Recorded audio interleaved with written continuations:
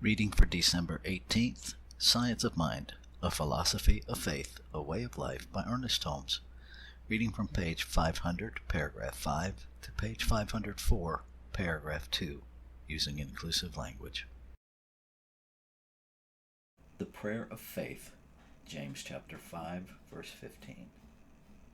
The prayer of faith is an unconditional belief in both the ability and the desire of spirit to hear and answer. The prayer of faith heals the sick through the law which says that whatever images of thought are held in the subjective side of mind will tend to appear in the body or in the body of affairs. When the prayer of faith penetrates the subjective thought and neutralizes false images, then the sick are raised into health.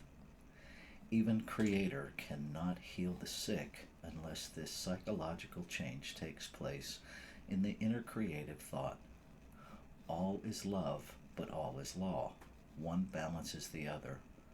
Law cannot and will not depart from its nature. When we pray, believing, we erase false ideas from our inner thought. Then the Spirit can make the gift of health.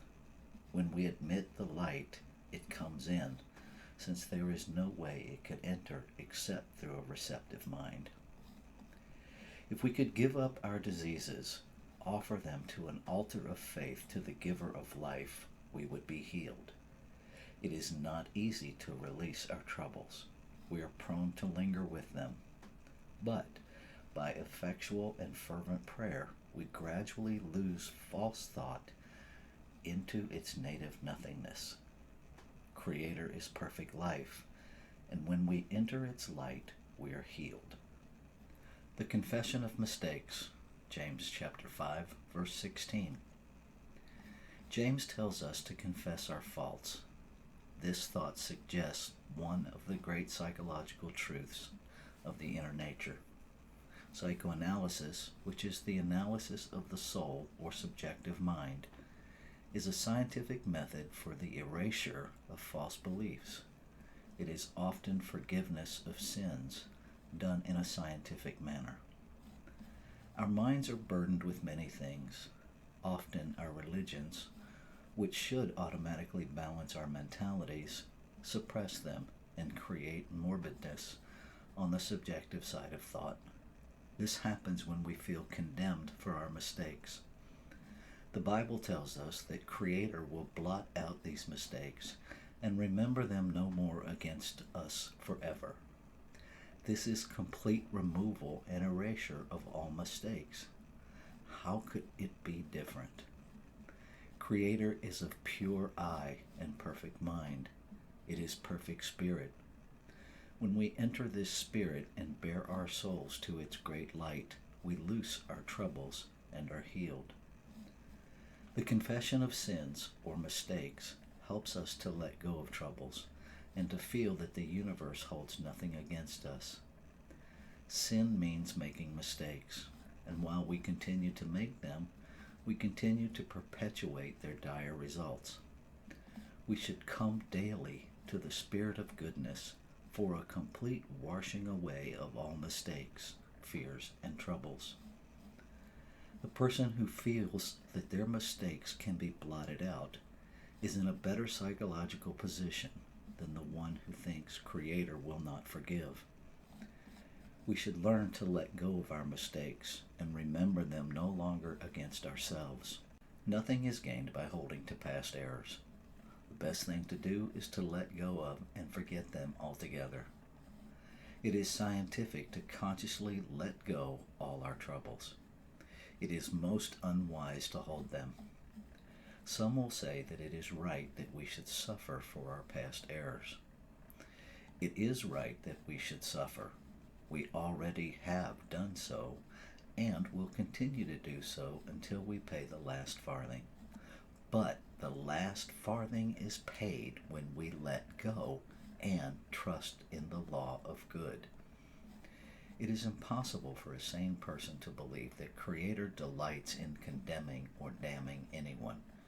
Creator is natural goodness and eternal loving kindness and holds nothing against anyone. We suffer so long as we make mistakes. We are healed when we come to the Spirit for that cleansing which takes away the mistakes of the world, converting them into great lessons, ever pointing the way to truth and beauty, to life, health, happiness, and success. It is scientific for one to consciously let go of their troubles and errors, feeling that they no longer affect them. They have learned the lesson that false ideas do not pay, and are willing and glad to turn from all that hurts to the great light. And the Spirit, because of its nature of wholeness, is ever ready to take them in its embrace and make them whole again. Now we are the children of Creator. 1 John chapter 3, verses 1 through 4. The world does not know the children of Creator. Material sense cannot recognize the spiritual. Spiritual things must be spiritually understood. Creator's love is complete in us, in that we are its children, the children of freedom and not of bondage. Now we are the children of Creator, not in the hereafter, but in the now. Are we just what we are and what we must be because of our true natures? Now we are the children of Creator. The birth of the soul into the light of Spirit is an awakening to the realization that Creator has been with us all the time. Now are we the children of Creator. Today is the day of complete salvation, not tomorrow or the day after, but now. It does not now completely appear that we really are. For now we see only in part, but when it shall appear, we shall recognize it, for we shall see it in its true light. This it means ourselves, the consciousness in us, our hope and assurance of eternal glory. We shall be like it.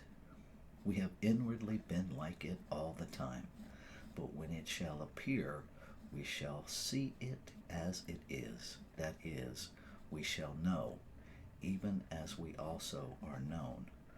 We shall know ourselves. We shall see it as it is, not as it now appears, for it is hidden in the innermost recesses of our nature. We shall see it with the spiritual eye that dims not, with a clear sight that penetrates all suppositional opposites and announces the ever-present reality. We shall see ourselves as we really are, forever held in the bosom of the universe, the children of Creator. Who doeth right is right, even as it is right. This again reveals us to ourselves. This is the great revelation, the revelation of the self to the self. But before this can take place, we must have consciously come into our birthright. We must have returned to the Creator's house. This return is a conscious act on our part. When we do right, we are right, and when we are right, we are like it, for then we shall see it. This refers to the consciousness indwelling every soul, the children of Creator in all its beauty and strength. Even if our hearts condemn us, we know that the Spirit which gave the heart is greater than its gift. Creator is greater than all human mistakes, and in Creator alone is there peace and happiness. Creator is natural goodness and eternal loving kindness. Who is born of love is born of Creator, for Creator is love. Without love, nothing can be accomplished. With love, all things are possible. And when we love, our prayers are answered, and the gift of heaven is made. The gift of heaven is life and not death, love and not hate, peace and not confusion. And we enter into this paradise through the gateway of love toward one another and toward Creator. Love is greater than all else and covers a multitude of mistakes. Love overcomes everything and neutralizes all that is unlike itself. Love is Creator.